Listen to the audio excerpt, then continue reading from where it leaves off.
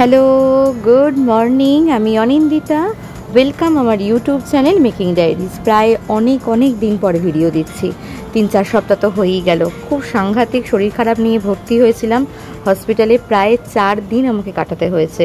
এবার রিও একটু বড় হচ্ছে, ও এখন বুঝতে শিখেছে। তো ওকে ছেড়ে হসপিটালে 4 দিন কাটানো, এটা একটা মায়ের কাছে যে কতটা বেদনাদায়ক হতে পারে সেটা আর বলবো না। যাই হোক, এই সব পরিস্থিতি কাটিয়ে এখন আমি ভালো আছি, সুস্থ আছি, বাড়ি চলে এসেছি, এটাই বড় কথা।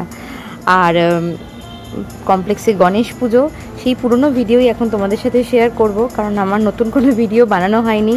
রিও কটা দিন স্কুলে গেছে ও বাবারই সাথে। আর প্যান্ডেল হয়েছে, সেই প্যান্ডেলের ভিডিওটা তোমাদের সঙ্গে দেখাচ্ছি। এতদিন যে দিনটা কিভাবে কাটলো সে আমি তোমাদেরকে আর কি বলবো, বুঝতেই পারছো। প্রায় 2 সপ্তাহ 3 সপ্তাহ হয়ে গেল ভিডিও দিইনি। এখন সন্ধেবেলা ঠাকুর এসে গেছে, আমরা সবাই মিলে একটু গল্প করছি। এই গল্পটাই এতদিন ধরে মানে মিসিং ছিল, কারণ যে যার মতো ব্যস্ত হয়ে পড়েছিলাম। আর আমি আর রিও দুজনে মিলে খুব ভুগলাম ভাইরাল ফিভারে।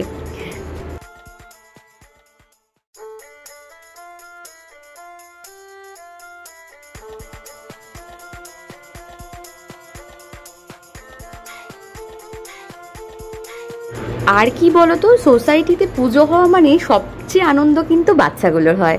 ওদের একটা নির্ভেজাল আনন্দ কিন্তু থেকে যায়।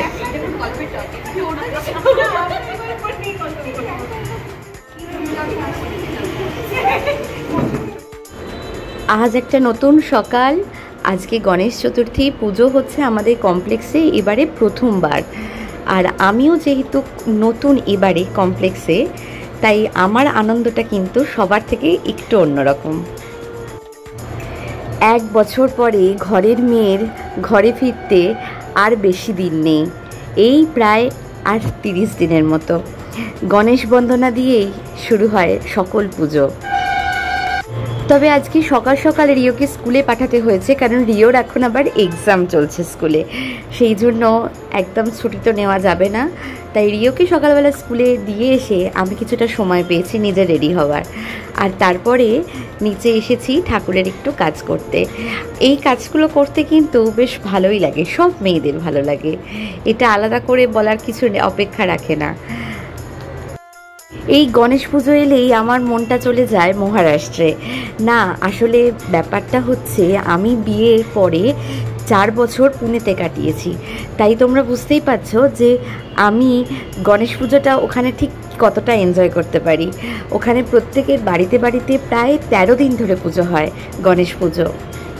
সেই দিনগুলোর কথাই খুব মনে পড়ছে আজ সকাল থেকে।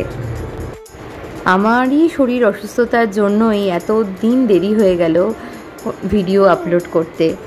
আসলে তোমাদের সবার কাছেই আমি সত্যি ক্ষমা প্রার্থী। তোমরা যারা আমাকে ভালোবাসো, আমার ভিডিও ফলো করো, তাদের সবাইকেই আমি বলছি যে আমি ভীষণ মানে অলসতার কারণেই বলতে পারো, শরীর দুর্বলতার কারণেই বলতে পারো, সব মিলিয়েই হয়েছে ভিডিও ছাড়তে পারিনি।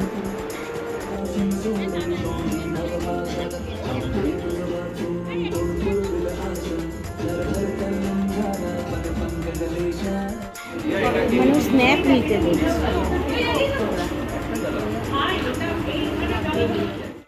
माधव नम माधव नम माधव नम माधव सर्वमंगल ध्वजा मंगलम पुंडरी काक्ष मंगलाय तनो हरि ओम सर्वमंगल मंगल्ये शिव सर्वार्थ साधिके शरण्ये त्र्यंबके गौरी नारायणी नमोस्तुते। ब्रह्म तस्मै श्री गुरुवे नमः। तस्मै श्री गुरुवे नमः।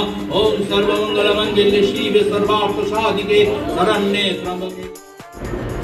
আর এই হলো আমাদের গণেশ পুজোর ভোগ। আছে চাটনি, আছে আলুর দম, আর আছে খিচুড়ি আর মিষ্টি লাড্ডু। খুব ভালো ছিল। ঠাকুরের ভোগের একটা আলাদাই স্বাদ হয়। সে তুমি যখন যেমনই রান্না করো না কেন, কিন্তু যখনই তুমি সেটা ভগবানকে নিবেদন করবে, তার স্বাদ কিন্তু একদম অন্যরকম হয়। আজকের মতো সবাইকে টাটা। সবাই খুব ভালো থেকো, সুস্থ থেকো। দেখা হবে খুব শিগগিরই।